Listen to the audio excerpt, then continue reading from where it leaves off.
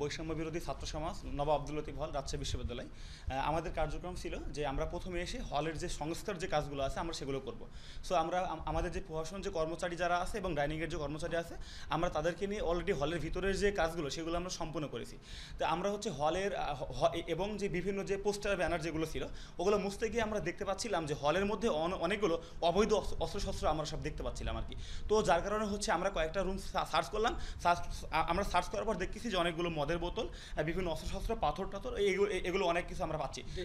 দেন আমাদের মনে হলো যে আমরা যদি এই ছাত্রলীগের যদি আরও অনেকগুলো রুম আমরা তল্লাশি করি তাহলে হয়তো অনেক কিছু মিলবে। এই পরিপ্রেক্ষিতে আমরা হল প্রশাসনকে এটা হচ্ছে জানাই। দেন হল প্রশাসনের তত্ত্বাবধানে আমরা যে সাধারণ যে ছাত্র সমাজ তারা সবাই মিলে হচ্ছে আমরা এই রুমগুলো আমরা এই রুমগুলো তল্লাশি করছি আর কি। দেন হচ্ছে আমরা এগুলো পেয়েছি। এইগুলা কি মানে সাধারণ শিক্ষার্থীদের রুম থেকে পাওয়া গেছে না ছাত্রলীগের যারা ছিল পদধারী নেতা তাদের? হ্যাঁ, এখানে সাধারণ শিক্ষার্থীদের রুম থেকে এটা কোনো কিছু পাওয়া যায়নি। এটা যারা এই হলের যারা দায়িত্বরত যারা ছিল, যারা পদধারী যারা ছিল, শুধুমাত্র আমরা তাদের রুমগুলোই তল্লাশি করেছি এবং দেখলাম যে তাদের রুমেই আমরা এই অস্ত্রশস্ত্রগুলো পেয়েছি আর কি। ছাত্রলীগের সভাপতি এই হলে যে দায়িত্ব ছিল তার রুম, তহিদ হোসেনের রুম থেকে আমরা বেশ কিছু অস্ত্র পেয়েছি, যেগুলো এই যে কাতা, দেশীয় অস্ত্র, এবং আমিও ভুক্তভোগী। আমাকে 3 দিন রুমে ডাকা হয়েছে এবং বিভিন্নভাবে থ্রেট দেওয়া হয়েছে। আমার এখনও মাস্টার্সের পরীক্ষা শুরু হয়নি, অথচ আমাকে গত মার্চ মাস থেকে আমাকে হল থেকে তাড়ানোর জন্য।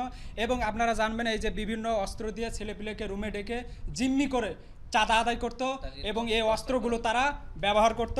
এবং এই যে চাঁদার রসিদ আপনারা দেখতে পাচ্ছেন, তারা বিভিন্ন চাঁদা বিভিন্নভাবে আদায় করত এবং দেখা যাচ্ছে সিট বাণিজ্য করতো। কেউ যদি টাকা দিতে না চাইতো তখন দেখা যাচ্ছে এই বিভিন্ন দেশীয় অস্ত্র ভয় দেখিয়ে তাদের কাছ থেকে জোর করে টাকা আদায় করতো।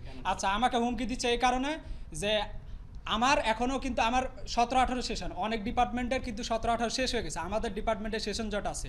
সেশন জটের কারণে আমার এখনও মাস্টার্সের পরীক্ষা শুরু হয়নি, অথচ তারা আমার এখনও শুরু হয়নি, অথচ তারা 3-4 মাস আগে থেকে আমাকে রুম থেকে বের করে আর একটা ছেলে ঢুকিয়ে আবার তারা মানে সেটা কোনো ছাত্র সংগঠনের সাথে না, আমি কোনো ছাত্র সংগঠনের সাথে জড়িত না, আমি সাধারণ শিক্ষার্থী।